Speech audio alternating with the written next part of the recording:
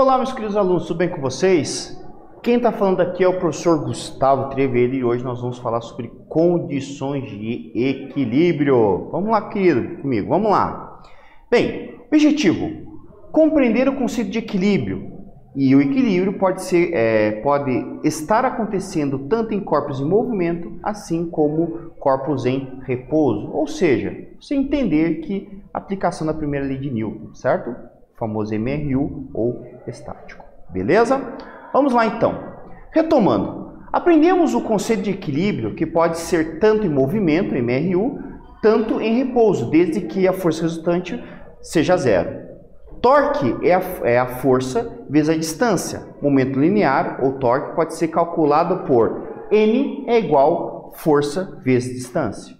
Então vejam, né, que a condição para um corpo em equilíbrio, é importante salientar aqui, está relacionado além do conceito de força, né? Você aprendeu lá comigo, aprenderam lá na parte da primeira lei de Newton, que uma situação de equilíbrio, né, de que você pode ter uma força resultante nula e esse corpo está em condição de equilíbrio, ou seja, em trajetória com velocidade constante e reta ou parado, certo? Mas agora, quando você tem um corpo, né, que ele seja extenso, a ideia é de que existe mais um fator para essa condição, né? Então aí essa condição está relacionada com o chamado momento de força. Ok? Então tem a ideia de promover giros e tudo mais, né? Por isso que a relação com o torque também. Bem, vamos falar um pouquinho sobre o momento linear. Então o momento linear, ele admite nessa situação, com essa situação, três equilíbrios do tipo estático. O primeiro deles, como vocês podem acompanhar aqui, é o estável. Se um objeto sai de sua posição de equilíbrio e retorna a ela após um certo tempo, como por exemplo o famoso João Bobo. Certo? Então é uma situação que você tem a chamado equilíbrio estável. Nós também temos aqui o chamado equilíbrio instável. Se o objeto sai da sua posição de equilíbrio e continua a se afastar. Então, por exemplo, um equilibrista sobre uma bola. Certo? Então é uma situação de equilíbrio instável. E nós também temos aqui o equilíbrio indiferente. Quando um objeto é deslocado e adquire uma condição de equilíbrio ao ser abandonada em uma nova posição. Então, por exemplo, uma bola deslizante deslizando levemente sobre uma mesa, certo? Então, são as três condições que vocês viram aqui, a ideia do equilíbrio: estável, instável e indiferente. Ok? Bem, vamos, para poder engajar melhor essa parte aqui, esses conceitos, eu vou fazer com vocês alguns exercícios, tá bom? Então acompanhe a tela aqui comigo, por gentileza. Godofredo e Guteraldo, nome bonito, hein? Estão apertando os parafusos para montar uma cama com chave de boca exatamente iguais. Godofredo, mais espertinho, conseguiu acabar tudo rapidinho, porque estava fazendo força na ponta da chave, a 60 centímetros onde encaixava o parafuso. O Guteraldo gastou mais tempo, porque estava segurando na metade da chave, achando que seria mais fácil. Calcule os momentos produzidos pelo esforço dos meninos, supondo que ambos fizeram uma força de 50 newtons sobre suas chaves para apertar os parafusos. Eu vou dar um tempinho para vocês poderem ler a questão, tirar as informações importantes e, caso consigam, resolver, e daqui a pouco a gente volta.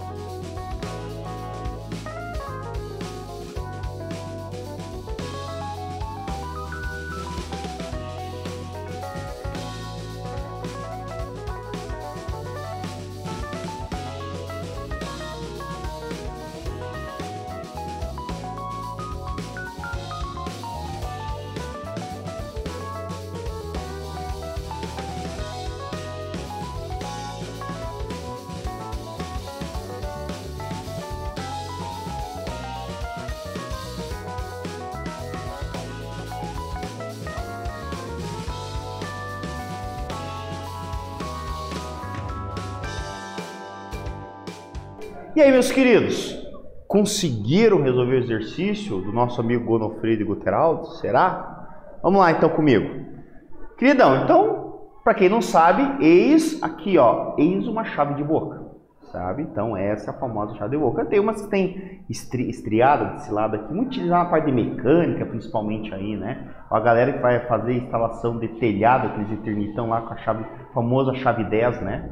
Eu, por exemplo, no meu carro, meu Monzeira lá, eu tenho duas chaves que faz tudo no carro, a chave 10 e a chave 13, o resto já era, né? Então, olha ali, ó, o que a gente tem? Vamos tirar os dados do Gonofredo.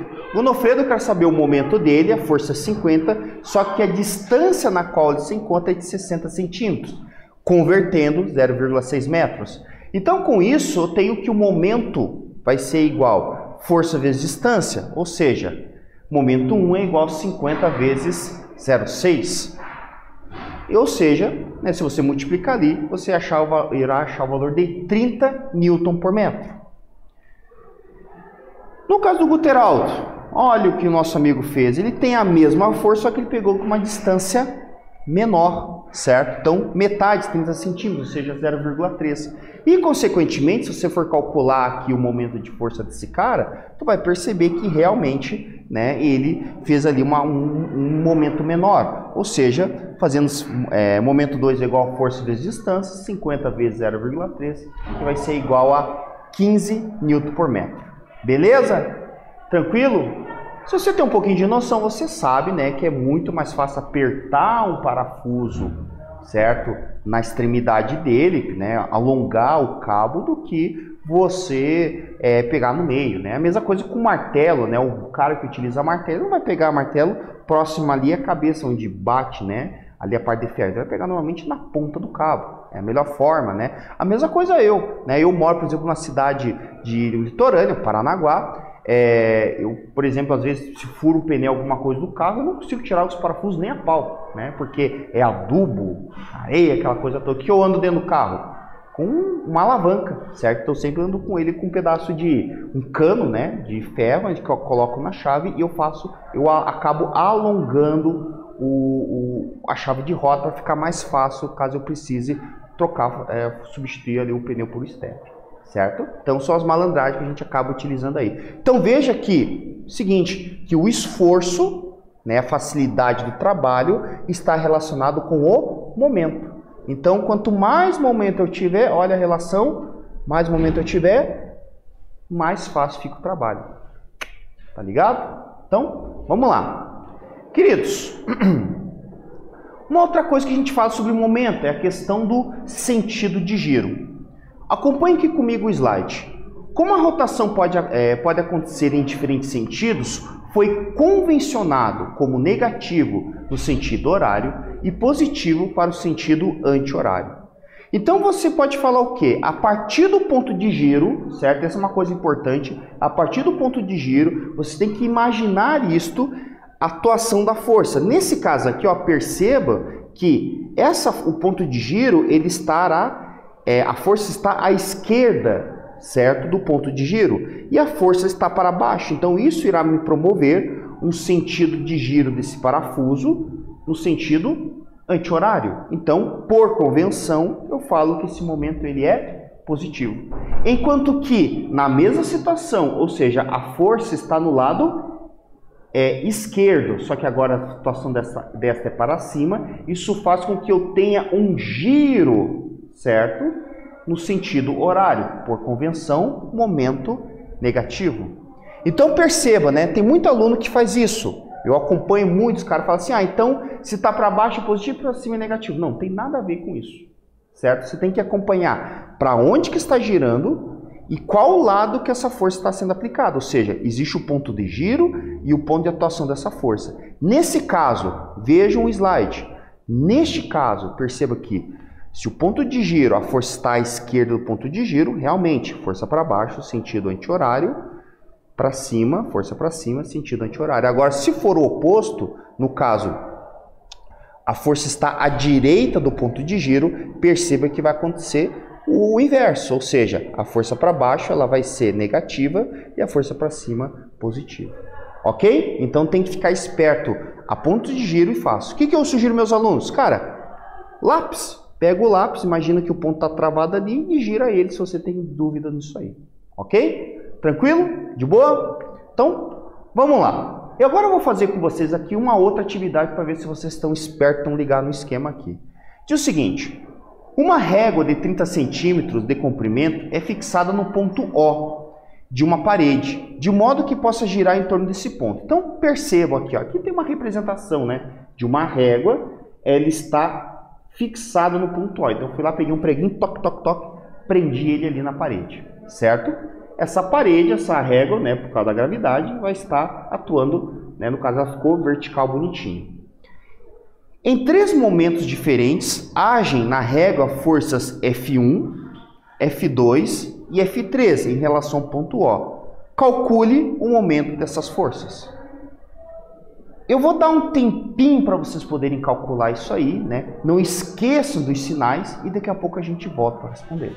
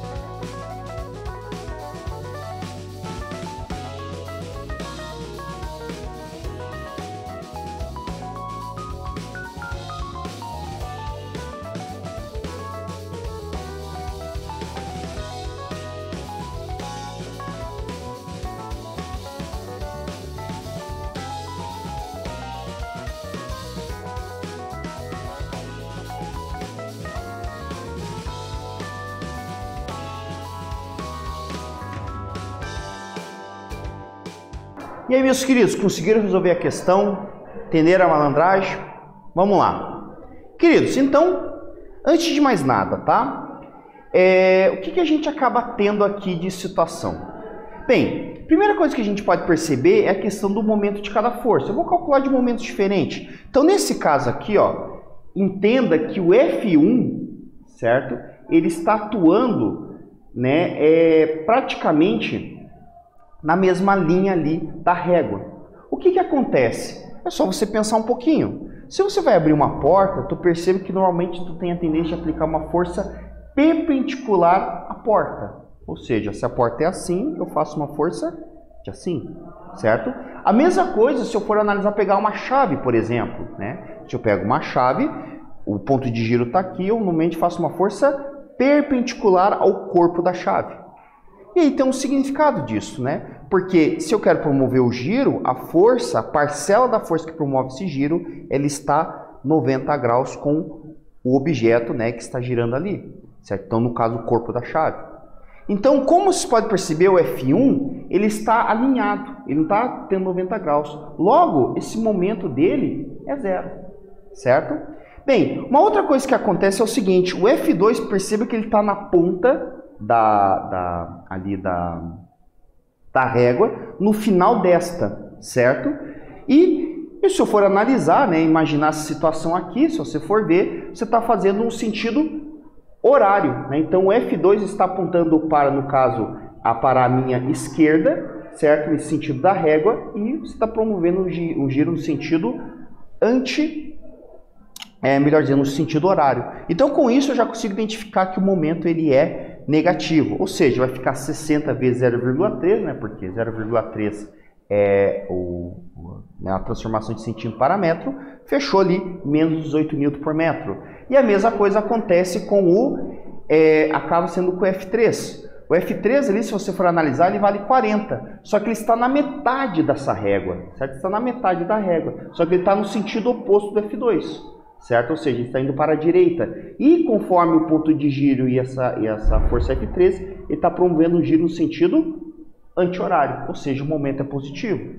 Resolvendo, eu vou ter ali, no caso, 40 vezes 0,15, né, que é o 15 centímetros transformado para metro, vai ser igual a 6 Nm por metro. Beleza? Tranquilidade? Show de bola! Então, espero que vocês tenham conseguido fazer o exercício aí. Queridos, uma outra parte interessante da gente falar aqui é a questão do chamado momento resultante. É consequência da ação, acompanhe aqui comigo, consequência da ação de várias forças sobre o mesmo ponto simultaneamente. É como se na questão do slide anterior as forças F1, F2 e F3 fossem aplicadas simultaneamente. Ou seja, eu tenho um momento resultante em cima disso, a soma destes. Ou seja, o momento resultante é igual ao momento da força 1, ao momento da força 2, ao momento da força 3 e assim por diante. Certo?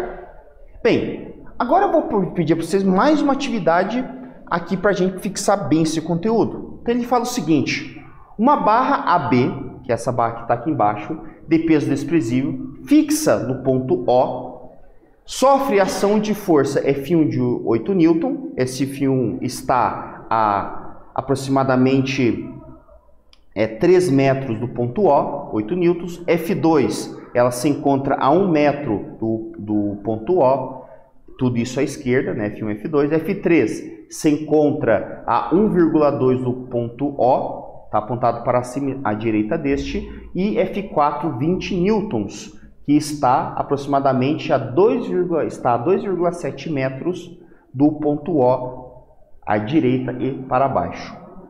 De acordo com a figura, determine o momento resultante das forças em relação ao ponto O. Eu vou dar um tempinho para vocês poderem resolver isso, tirar as informações básicas e pouco a gente volta para responder.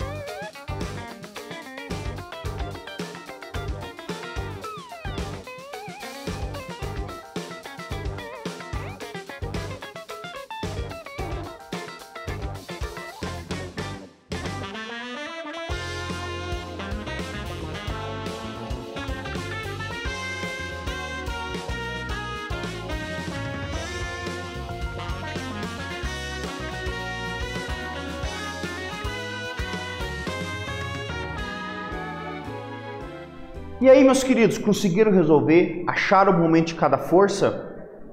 Acharam o momento resultante? Então, vamos lá comigo. Se não conseguiram, não tem problema. Vamos tirar os dados e vamos resolver cada um deles aqui. Então, buenos, o que a gente tem? Nós sabemos que F1 é 8 N, F2 é igual a 6 N, F3 é igual a 10 N, F4 é 20 N, e eu quero saber o momento resultante desse. A figura me deu as distâncias. Vejam, à esquerda do ponto O, que o ponto O ele está aproximadamente no meio da barra, você tem o seguinte, que à esquerda deste você tem F1 que se encontra a 3 metros, né? O F2 que se encontra a 1 metro, lembrando que F1 está para cima e F2 para baixo. O F3 e o F4 estão à direita. O F3 está para cima a 1,2 metros e o F4 ele está, nesse caso, à direita e para baixo a 2,7 metros. Cada um deles tem um valor diferente de força. Então, vamos calcular aqui cada um deles. Então, o momento resultante nesse caso, meus queridos, é fazer o momento de cada um. Então, eu fiz o quê? Eu substituí, certo? O momento pela expressão já, que eu sei que momento é força vezes distância. Então, eu vou ter a seguinte expressão. Momento resultante é igual F1 vezes D1, mais F2 vezes D2, mais F3 vezes D3, mais F4 vezes D4. Substituindo cada uma das distâncias, já com o respectivo sinal, eu sei o seguinte. Eu vou ter menos 8 vezes 3. Por que menos 8 vezes 3? Porque o F1 ele está promovendo um giro no sentido horário. Mais 6 vezes 1. Veja que o 6 vezes 1 é positivo, porque o F2 está promovendo o sentido anti-horário. Melhor dizer, anti-horário, isso mesmo. O F3 vai ser 10 vezes 1,2. Também é positivo. Por quê? Porque ele está promovendo o F3 no sentido anti-horário, como o F2. E o F4 vai ficar menos 20 vezes 2,7. Ou seja, por que menos, né? Lembrando que o F4 está promovendo o sentido horário, né? Como o F1. Então, fazendo as expressões aqui, multiplicando primeiro e depois somando, nós vamos achar o seguinte, que o momento resultante é igual a menos 24, mais 6, mais 12, menos 54, ou seja, o momento resultante é igual a menos 60 N por metro. Traduzindo em miúdos, meus queridos, significa que, primeiro, qual é o giro dessa barra? Essa barra vai girar no sentido horário ou anti-horário? Como? Então, vejam, né? Como ele é negativo, significa que o momento vai promover no sentido horário, porque ele é negativo, certo? Então, a barra vai girar no sentido horário. Beleza, meus queridos? Então, o que vimos? Vimos que o momento linear é a força vezes a distância. O momento linear pode ser estável, instável e diferente, que por convenção o giro no sentido horário é negativo, o giro no sentido anti-horário é negativo, e que o momento resultante é a soma de todos os momentos que atuam em um mesmo ponto ao mesmo tempo. Beleza? Então, está aqui as nossas referências. Eu espero que vocês tenham gostado dessa aula aqui. Nos encontramos em um próximo momento e até mais!